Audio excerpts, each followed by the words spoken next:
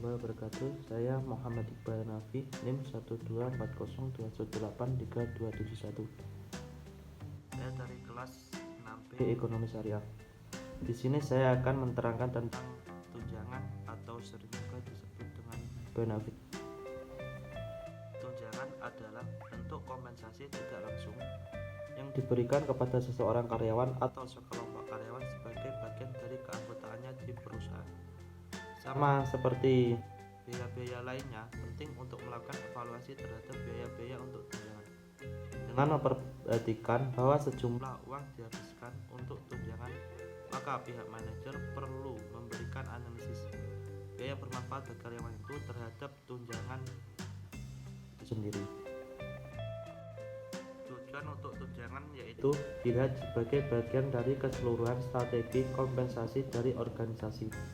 Misalnya, sebuah organisasi dapat memilih untuk bersaing untuk mendapatkan karyawan dengan memberikan kompensasi pokok, insentif, atau tujuan, atau mungkin ketiganya. Itu menurut Wibowo, tunjangan adalah kompensasi lain di luar gaji dan upah. Bentuk kompensasinya dapat berupa treatment plan atau cafeteria benefit plan. Retirement plan merupakan rencana pensiun kinerja dan bentuknya berupa menghimpun potongan gaji.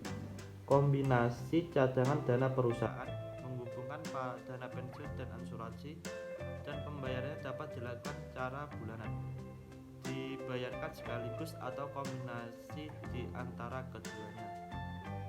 Ada beberapa jenis tunjangan, yaitu yang pertama tunjangan hari raya. Tunjangan hari raya adalah jenis tunjangan yang diberikan perusahaan kepada karyawan menjelang hari raya keagamaan. Umumnya THR diberikan sebelum hari raya Idul Fitri. Akan tetapi THR dapat diberikan sesuai dengan hari raya keagamaan yang dianut oleh masing-masing karyawan. Misalnya menjelang Natal bagi karyawan penganut Kristen atau Katolik, menjelang Nyepi bagi penganut Hindu, menjelang Waisak bagi penganut Buddha, atau menjelang Imlek bagi penganut Konghucu.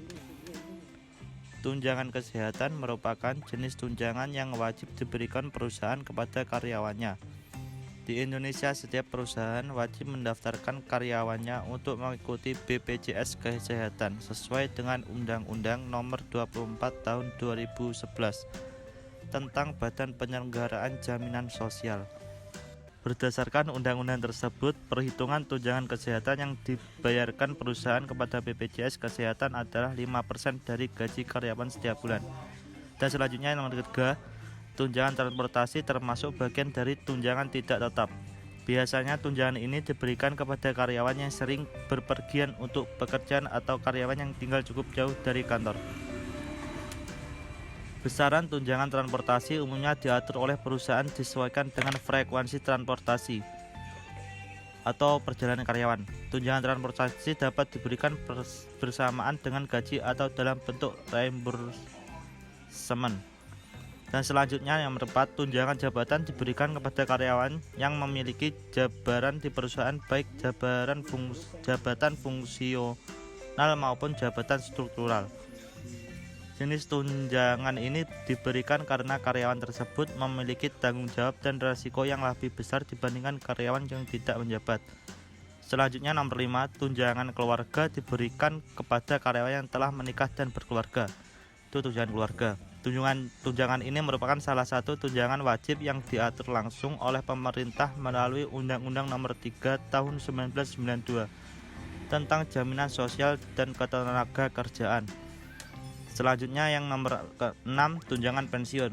Tunjangan pensiun merupakan jenis tunjangan yang diberikan perusahaan sebagai bentuk jaminan atas hari tua karyawannya.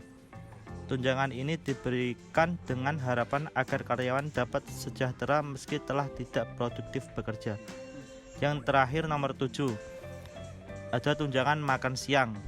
Tunjangan makan siang ini merupakan bagian dari jenis tunjangan tidak tetap yang diberikan kepada karyawan sesuai dengan kehadirannya. Tunjangan ini biasanya diberikan apabila perusahaan tidak menyediakan fasilitas makan siang kepada karyawannya.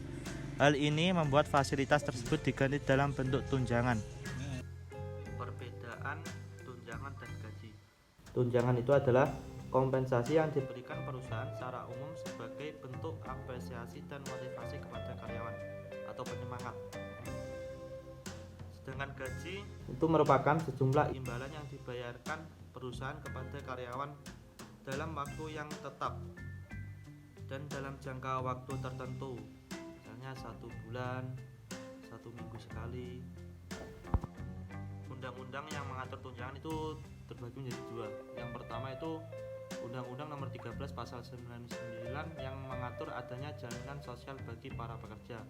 Dan yang kedua Pasal 27 ayat 1, 2 dan 3 Undang-Undang Nomor 15 Tahun 2005 tentang Ketenagakerjaan.